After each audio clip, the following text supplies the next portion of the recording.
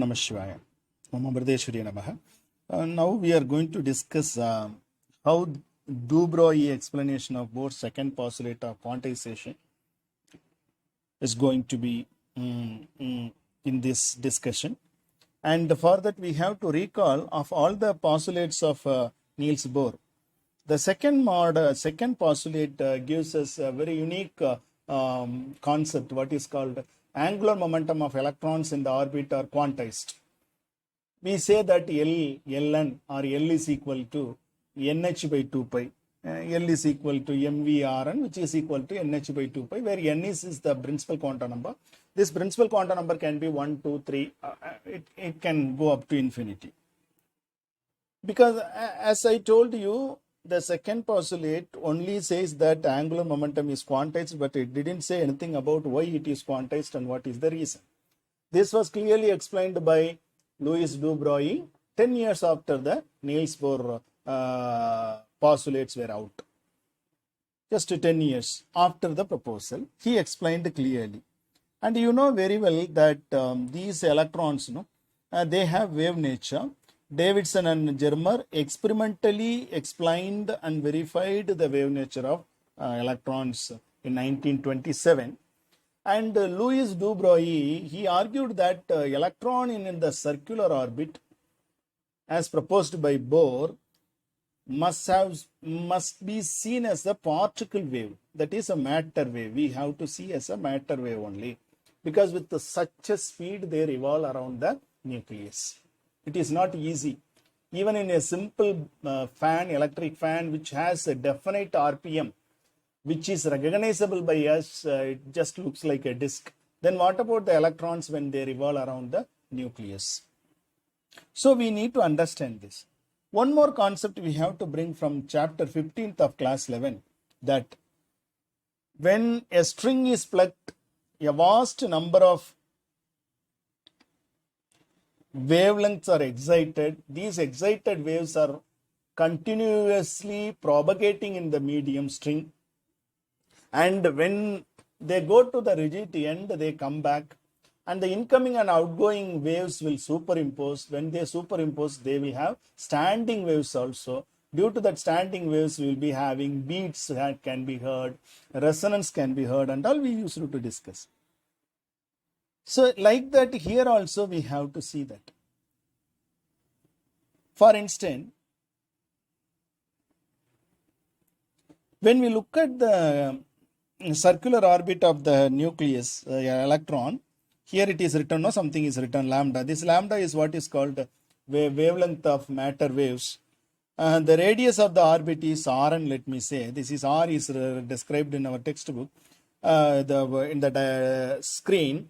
But it is a nucleus, as it is given in the textbook. And we can, if it is the nth orbit, we can say Rn. But what would be the circumference of the circle? The circumference of the circular orbit would be 2 pi Rn. That, as per the de Broglie's explanation, that circumference of the circle would be equal to some integral multiples of the lambda only, where the lambda is the matter wavelength of electrons. So what we say is lambda is the de Broglie wavelength of electron moving in the nth orbit. And we know very well that from the hypothesis of de Broglie, lambda is equal to h by mv or h by p, we can say. So what we can have a small discussion. For instance, here you see in the screen, 2 pi Rn, that is the circumference of the nth orbit, is equal to n lambda, where n is equal to 1, 2, 3 up to infinity. But this 2 pi Rn, that is the circumference, will be equal to, instead of lambda, I can write h by mvn. How do I write h by mvn? Lambda is equal to h by p, p is equal to mv. So I can write nh by mvn or mvn Rn is equal to nh by 2 pi. I can bring the right side, mvn is there, no? I can bring to the left side. From the left side, I can send this 2 pi. Now you look at the equation. Now you will easily understand mvn Rn is equal to nh by 2 pi. What is mv Rn? Moment of linear momentum, that is what is called angular momentum. Angular momentum is equal to nh by 2 pi. Now you can see that If we start from the hypothesis of de Broglie, we reach angular momentum, second postulate of Bohr. So this quantum condition proposed by Bohr for the angular momentum of the electron is verified actually by the theoretical prediction of the de Broglie. Theoretical prediction of the de Broglie. So the de Broglie hypothesis, what it does, it explains the Bohr's second postulate of quantization of angular momentum. The quantized electron's orbit and the energy states are due to wave nature of electron, and only resonant standing waves can persist, this he says, as per our textbook. So what does it mean? It means that why these electrons have quantized angular momentum, the reason is they have all the qualities of the wave.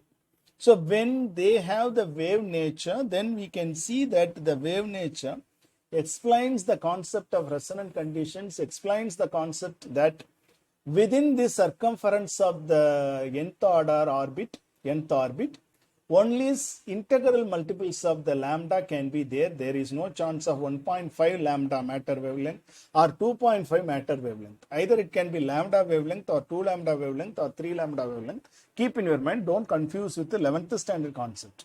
In 11th standard, lambda was the mechanical wave. We had a 3 by 2 lambda, 4 by 2 lambda. And but here this lambda is completely different. It is the matter wavelength. Matter wavelength we can say. So you can again look into the screen. 2 pi rn, circumference of the nth orbit. N lambda, that many matter wavelength it will have. N, principal quantum number. Therefore, 2 pi rn is equal to nh by mvn. How we have got this? From the hypothesis of de Broglie, lambda is equal to h by mvn. Substitute that, then you will get mvn rn is equal to nh by 2 pi, or L is equal to mvn rn is equal to nh by 2 pi. nh by 2 pi. And here we have to ask a few questions that why, what is the reason? You see, though he proved that and more than hydrogen, it is not possible for us to explain using this Niels Bohr atom model. Niels Bohr atom model is only for hydrogenic atoms, and even it cannot explain properly the next level, helium or lithium. Even that smallest elements, when we go from hydrogen upward, it is not possible for us to explain using Niels Bohr atom model. Because the reason is, these orbital electrons, in case of solid or whatever it may be, what happens, it explains the orbital electrons interaction with the nucleus only. You must be recalling the concept. When we had started to find out the expression for orbital velocity, we have started centripetal force is equal to the electrostatic force of attraction between the nucleus and the electron, only that much. But we need to understand that in the matter, they are closely packed, whether it is a solid or liquid.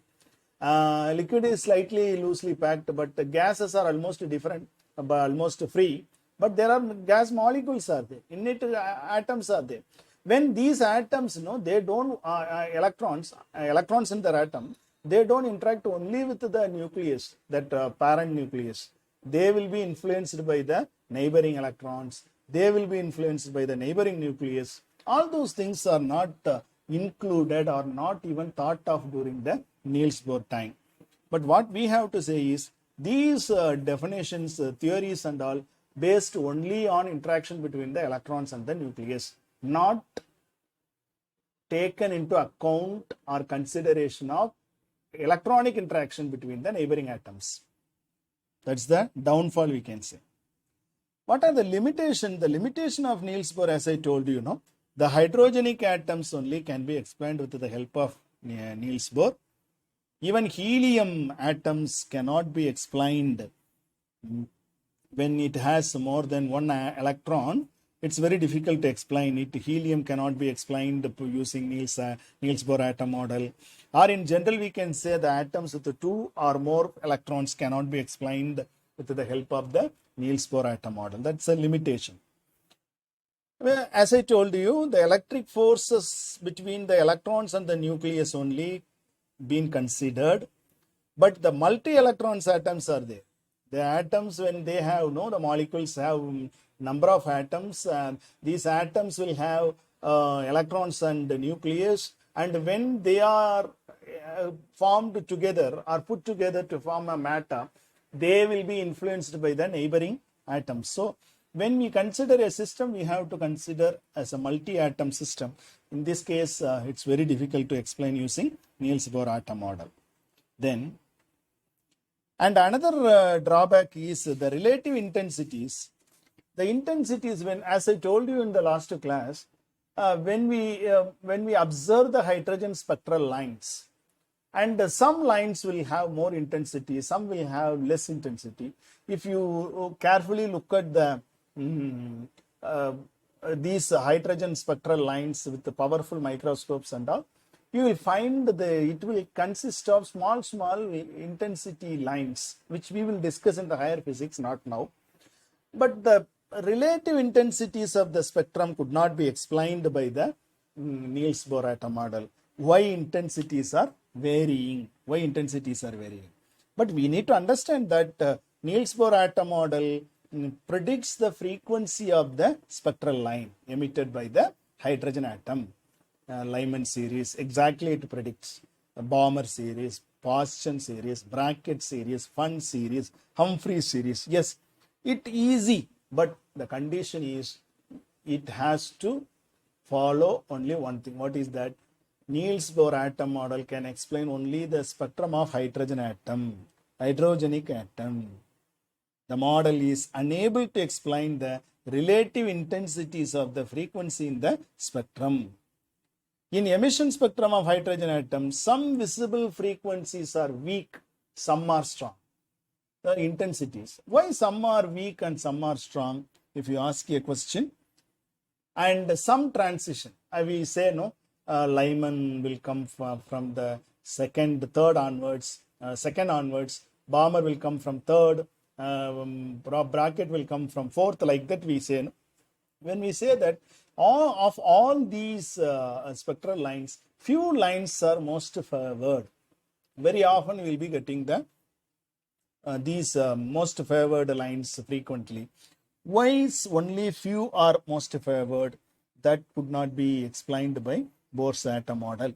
So what we can say is, these Niels Bohr atom model cannot explain the atomic structure other than hydrogen atom. One. The second one, it cannot explain the varying intensities of the spectral lines of the emitted radiation or emission spectrum, we can say. Emission spectrum. That's in what kind of conclusion that we can make? We can make a simple conclusion that using Niels Bohr atom model, though it has been considered as the third generation atomic structure level, atomic structure concepts, but we can explain only hydrogen atom model. More complex atoms cannot be explained using hydrogen atom model. Now you can ask one question. Then how are we going to explain? You know very well, in chemistry you must have studied.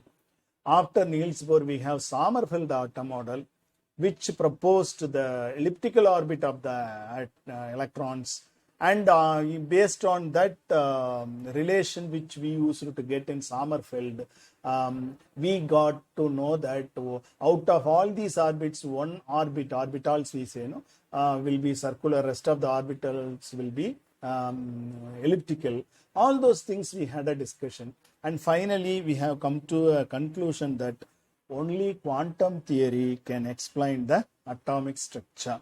Even though Niels Bohr uses quantum theory, only one or two postulates he explained that, but because of that problem, it is not easy for us to explain the atomic structure of elements other than hydrogen. If we even go to helium, you can't rely on Niels Bohr atom model. That's why we say Niels Bohr atom model, maybe the third generation atomic structure, but it is the first step in reaching the quantum theory, we can say.